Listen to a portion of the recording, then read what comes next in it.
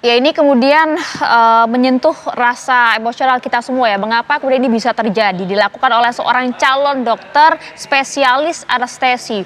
Dan ini pula dilakukan di lingkungan rumah sakit yang kita tahu betul, bahkan saya yakin di rumah sakit sebagai tempat yang harusnya aman dan juga nyaman bagi pasien dan juga keluarga. Apa yang kemudian dirasakan dan juga ada di benak pelaku untuk bisa melakukan tindakan yang begitu keji terhadap keluarga pasien, dan informasi ya korbannya tidak hanya satu orang tapi lebih daripada itu, dan juga ada dugaan kelainan seksual. Mengapa ini baru muncul sekarang?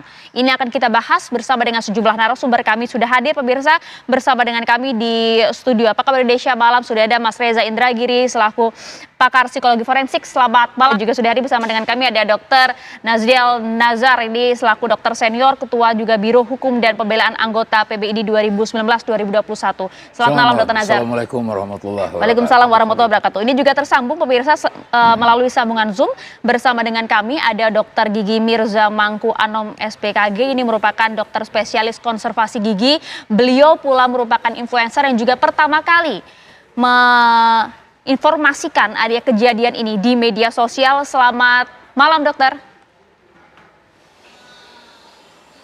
Selamat malam, Assalamualaikum warahmatullahi wabarakatuh.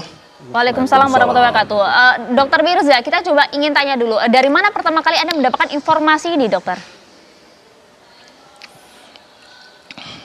Pertama, saya mendapatkan informasi dengan pendidikan dokter begitu ya.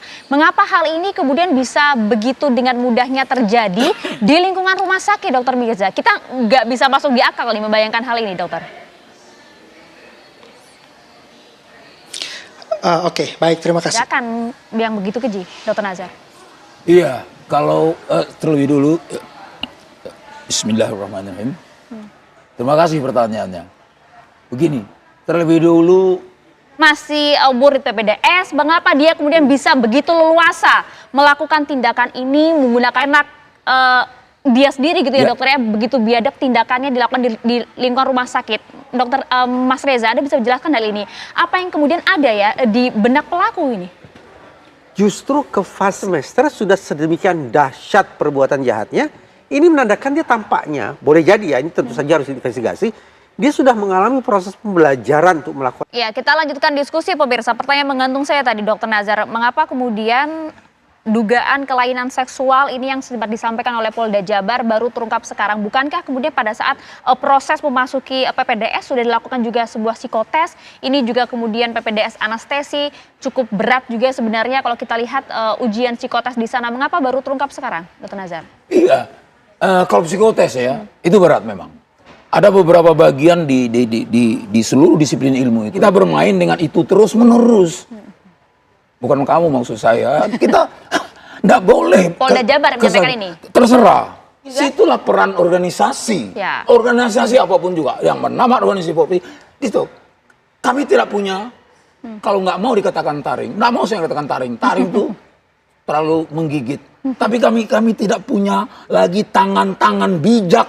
Baik. Menjaga sebuah organisasi, termasuk juga yang kemudian agak mengganggu benak saya, Mas Reza. Saya juga sama, tidak sepakat dengan Polda Jabar yang juga sempat menyampaikan ini ada kelainan seksual di sana. Jangan sampai kemudian faktor ini yang kemudian memperingan hukuman, Mas Reza. Patut tidak kalau kami sebut bahwa ini merupakan predator seks ini, Bas?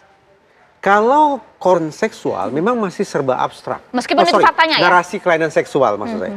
Kelainan seksual jenis pemikiran publik, bahkan pemikiran majelis hakim digeser. Tergiring ke sana. Bukan lagi menjatuhkan hukuman berat kepada pelaku, tetapi memberikan kesempatan bagi yang bersangkutan untuk menjalani rehabilitasi.